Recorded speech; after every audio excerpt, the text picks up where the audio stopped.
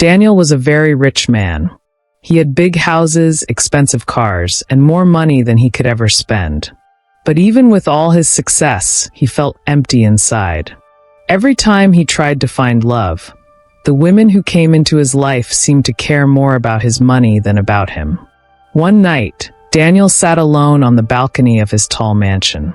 He looked down at the city lights and sighed. "I have everything," he whispered, "but I still feel lonely. Will anyone ever love me for who I am, not for my money?" That night, an idea came to his mind. He decided to pretend to be poor, to live like a beggar, and see if he could find a woman who would love him without knowing he was a billionaire. The next day, Daniel told his assistant to take care of his business for a few weeks. He took some old clothes, made his face dirty, and left his mansion. Nobody would recognize him now. He walked through the busy streets of the city and sat down near a small bakery. He placed a small cardboard sign beside him that said, "Hungry. Please help." People passed by without looking at him. Some threw coins at his feet. Others whispered rude things and laughed. Daniel began to understand how hard life was for people who had nothing. That night, he slept on the cold ground. The noise of cars and the chill of the wind made it hard to rest. But Daniel told himself, "If I want to find true love, I must first see the world through the eyes of those who have nothing." Days went by. Daniel begged for food and money, and many ignored him. But one day, something unexpected happened. A young woman stopped in front of him. She looked tired, her clothes were old, but her eyes were gentle. "Sir," she said softly, "you'll get sick sitting out here. Come, I'll buy you something to eat." Her name was Maria. She worked at the bakery nearby. She didn't have much money, but she still bought him a sandwich and a cup of tea. "Why are you helping me?" Daniel asked. Maria smiled. "Because everyone deserves kindness. One day, it might be me sitting where you are." Her words touched his heart. From that day on, Maria came to see Daniel every day. She would bring him leftover bread from the bakery, sometimes even soup. They would sit and talk for hours.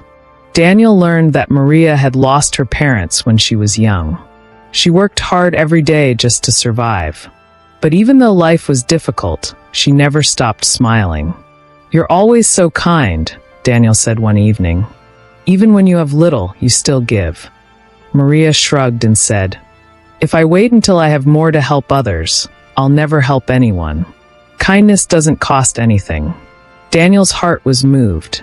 For the first time in his life, someone cared for him without knowing who he really was.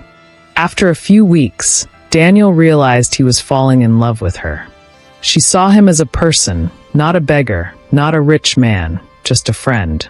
But he knew he couldn't keep the truth from her forever. One morning, Daniel disappeared from his usual spot.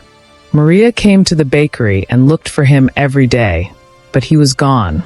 She worried something bad had happened. Then a week later, she received a letter.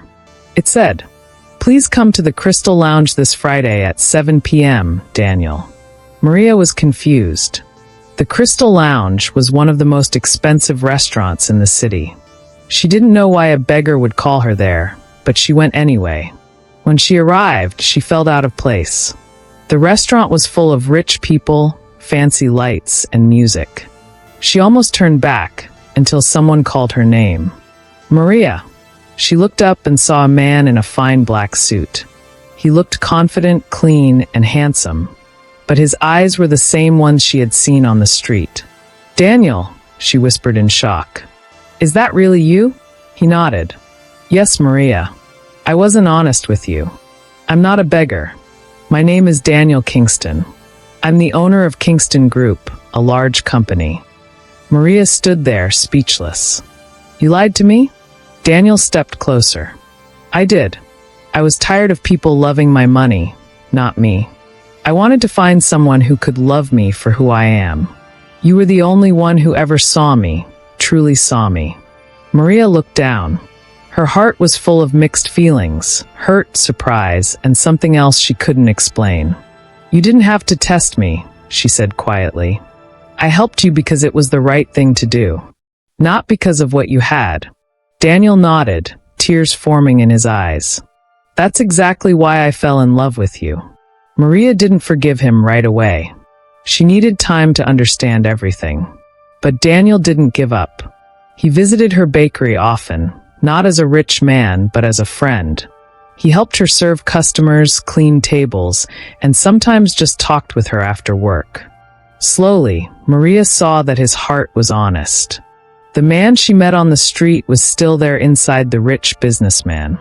Months passed, and their friendship grew into love. One morning, Daniel asked her to marry him. He didn't do it with diamonds or luxury, just a simple ring and a promise. I may have billions, he said, but without you, I have nothing. Maria smiled, tears in her eyes. You don't need to be rich for me to love you, Daniel.